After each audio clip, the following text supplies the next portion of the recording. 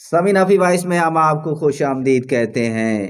جنوری 1966 کو جب پاکستانی وفد کے ارکان 7 دن کی طویل مذاکرات کے نتیجے میں معاہدہ تاشقند پر دستخط ہونے کے بعد اپنے اپنے کمروں میں سو رہے تھے تو اچانک انہیں نیند سے بیدار کر کے اطلاع دی گئی کہ بھارت کے وزیر اعظم لال بہادر شاستری دل کا دورہ پڑنے سے انتقال کر گئے ہیں۔ 1965 کی پاک بھارت جنگ کے بعد 3 جنوری 1966 کو صدر پاکستان فیلڈ مارشل ایوب خان اپنی 16 رکنی وفد کے ہمراہ روس کی جمہوریہ ازبکستان کے دارالحکومت تاشقند پہنچے تھے۔ ان کے وفد میں وزیر خارجہ ذوالفقار علی بھٹو، وزیر اطلاعات و نشریات خواجہ شہاب الدین اور وزیر تجارت غلام فاروق کے علاوہ اعلیٰ و سول اور فوجی حکام شامل تھے۔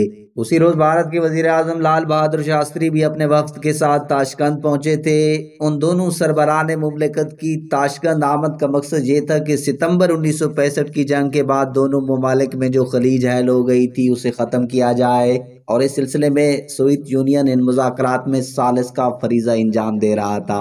پاکستان اور بھارت کے یہ تاریخی مذاکرات 7 دن تک جاری رہے۔ اس دوران کئی مرتبہ مذاکرات تعطل کا شکار ہوئے کیونکہ بھارت کے وزیر اعظم لال بہادر شاستری نے ان مذاکرات میں کشمیر کا ذکر شامل کرنے سے صاف انکار کر دیا تھا۔ پاکستان کے وزیر خارجہ مسٹر بھٹو کا خیال تھا کہ ایسے حالات میں یہ مذاکرات بے مقصد ہوں گے اور پاکستانی وفد کو بغیر کوئی معاہدہ کیے واپس لوٹ جانا چاہیے۔ شروع میں صدر ایوب بھی غالباً اس خیال سے متفق تھے، لیکن روسی وزیر اعظم مسٹر کوسیگن نے صدر ایوب سے بے طرفے چند ملاقاتیں کر کے ان پر کچھ ایسا جادو کیا کہ ان کا رویہ ڈرامائی طور پر بدل گیا اور وہ دفتر اس بات کے حامی ہو گئے کہ کسی معاہدے پر دستخط کیے بغیر تاشقند سے واپس جانا زیب نہیں دیتا۔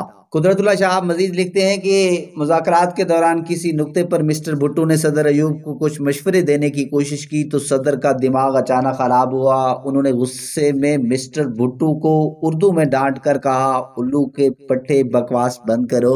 مسٹر بھٹو نے دبے لفظوں میں احتجاج کیا، سر آپ یہ ہرگز نہ بولیے کہ روسی وفد میں کوئی نہ کوئی اردو زبان جاننے والا بھی ضرور موجود ہوگا۔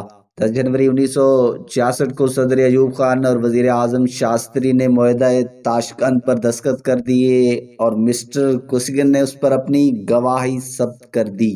اس معاہدے کے تحت طے پایا کہ کشمیر کی 2 اہم چوٹیاں حاجی پیر اور ٹتھوال پاکستان کو واپس کر دی جائیں۔ دونوں ممالک کی مسلح افواج اگلے 1.5 ماہ میں 5 اگست 1965 سے پہلے والی پوزیشنوں پر واپس چلی جائیں گی اور دونوں ممالک مسئلہ کشمیر کو اقوام متحدہ کے منشور پر پابند رہتے ہوئے باہمی مذاکرات کی بنیاد پر حل کریں گے۔ بھارتی صحافی کلدیپ نیر جو شاستری کے بہت قریب تھے، اس دورہ میں ان کے ساتھ تھے، بتاتے ہیں کہ شاستری جی کی موت معاہدہ تاشقند کے صدمے سے ہوئی یا نہیں، لیکن انہیں صدمہ ضرور پہنچا تھا کیونکہ معاہدے کے تحت ہماری کشمیر کی 2 اہم چوکیاں حاجی پیر اور ٹتھوال پاکستان کو واپس کر دی گئی تھی۔ شاستری کو اس کے اہل خانہ کی طرف سے بھی تنقید کا سامنا کرنا پڑا۔ جب پریس کانفرنس کے بعد وہ کمرے میں واپس آئے تو انہوں نے اپنی سیکرٹری سری واستوا کو کہا کہ وہ ان کے گھر ٹیلی فون بھی لائیں۔ یہ ٹیلی فون شاستری کی سب سے بڑی بیٹی کسم نے اٹھایا اور کہا کہ اسے اس بات کی بڑی ناراضگی ہے کہ حاجی پیر اور ٹتھوال کی دونوں چوکیاں پاکستان کو واپس دے دی گئی ہیں، حالانکہ وہ ہمارے کشمیر کا حصہ تھیں۔ شاستری نے بیٹی سے کہا کہ وہ اپنی والدہ کو فون دے۔ کسم نے کہا کہ ماں آپ سے بات نہیں کرنا چاہتی کیونکہ وہ حاجی پیر اور ٹتھوال کی چوکیاں واپس دینے پر سخت ناراض ہیں۔ پھر انہوں نے اپنی سیکرٹری کو فون کر کے انڈیا سے آنے والے رد عمل کے بارے میں جاننا چاہا۔ سیکرٹری نے بتایا کہ اس وقت تک 2 بیان آئے ہیں، ایک اٹل بہاری واجپئی کا اور ایک دوسرا کرشن مینن کا، اور دونوں نے انہیں تنقید کا نشانہ بنایا تھا۔ کلدیپ بتاتے ہیں کہ اس وقت تاشقند ہوٹل میں پاکستان انڈیا معاہدے کی جشن کی پارٹی جاری تھی۔ چونکہ میں شراب نہیں پیتا تھا اس لیے میں اپنے کمرے میں آ گیا۔ کچھ دیر کے بعد میرے کمرے کے دروازے پر دستک ہوئی۔ جب میں باہر آیا تو وہاں ایک روسی خاتون کھڑی تھی۔ انہوں نے کہا کہ آپ کے پرائم منسٹر نہیں رہے۔ کلدیپ کہتے ہیں کہ میں نے جلدی سے اپنا کوٹ پہنا اور نیچے آ گیا۔ جب میں شاستری جی کی آرام گاہ کے باہر پہنچا تو میرے پہنچنے سے پہلے پاکستانی صدر ایوب خان اور سوویت یونین کے وزیر اعظم بھی پہنچ چکے تھے۔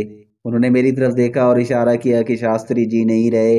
میں جلدی سے آگے بڑھا تو بہت بڑا کمرہ، اور اس میں کمرے میں ایک بہت بڑا بستر تھا، اس کے اوپر ایک بہت چھوٹا سا آدمی کسی نقطے کی طرح سمٹا ہوا بے جان پڑا ہے۔